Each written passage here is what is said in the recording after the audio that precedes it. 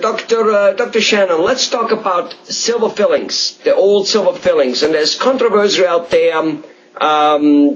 Most dentists don't put silver fillings anymore in it, which is fine. It's one story. But there's the controversy about the silver fillings, the millions and millions of silver fillings which are still in people's mouth. Should they come out? Should they stay in? Are there reasons why they should come out? Go ahead and give us your take on it. Okay, well, first of all, I don't like the word silver filling, although I grew up on it too. It makes you feel like you have silver in your mouth.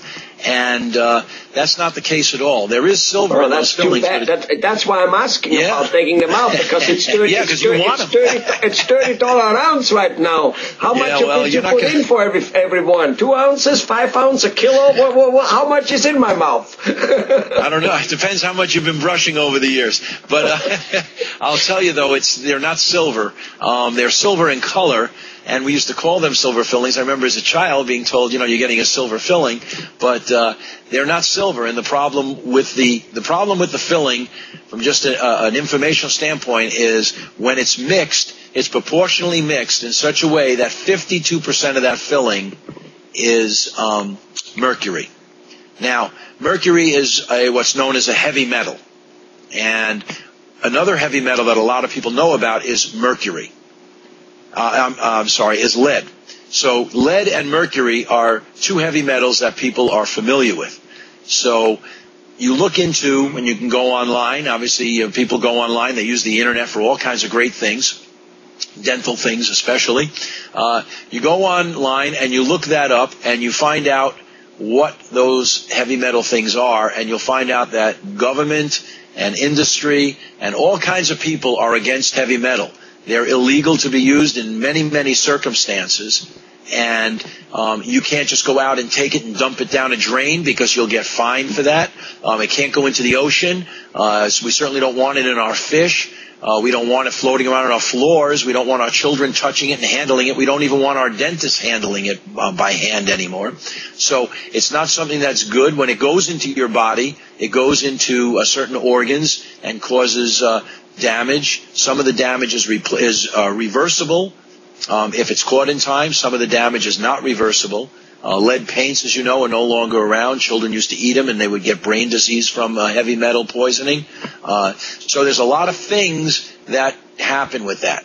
Now, you take that information and you put it into dentistry. Now, the Dental Association says, and they haven't changed their stand on it, that as dentists, we're not allowed to say that this is not healthy. They say that there's no real proof, there's no concrete information to say that it's not healthy to take this mercury and put it in your mouth. If we do it, we can get in a lot of trouble.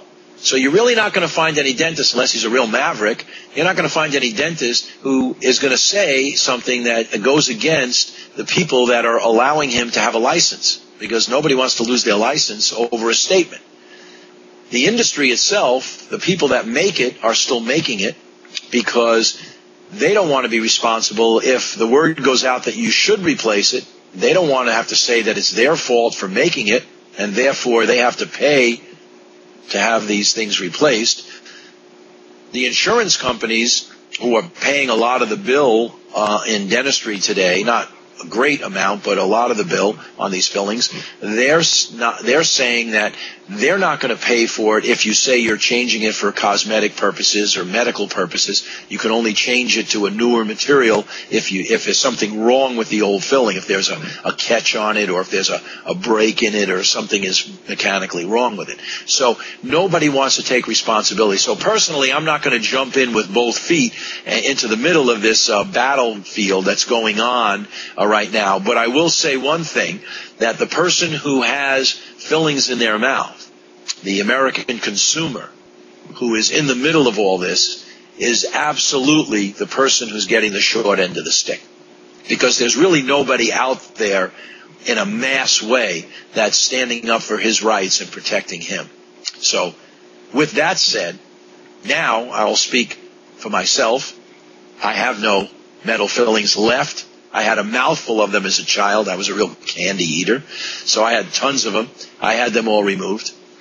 My family has none of them in their mouths. and I haven't placed one in over 15 years. I guess that kind of like in whatever direct or indirect way, you're telling us stay away from them.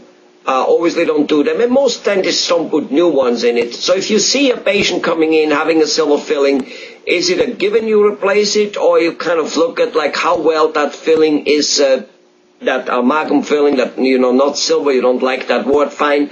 Right. How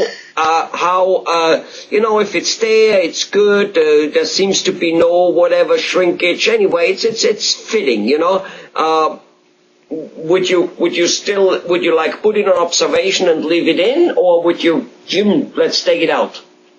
Let's not take the risk. I would not take it out just because it's there.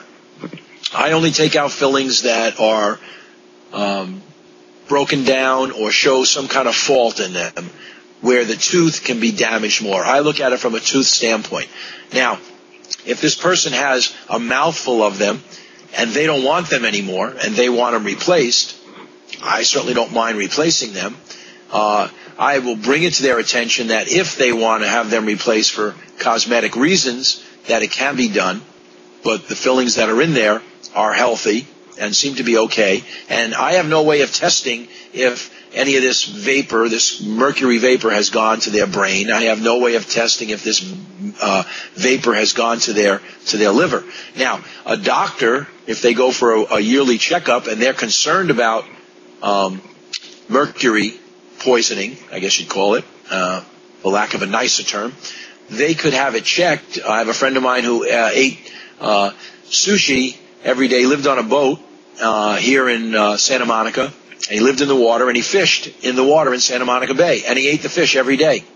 And after a year, he had high levels, he had toxic levels of mercury, and he was told by his physician that in that year he consumed too much mercury, so he no longer eats fish.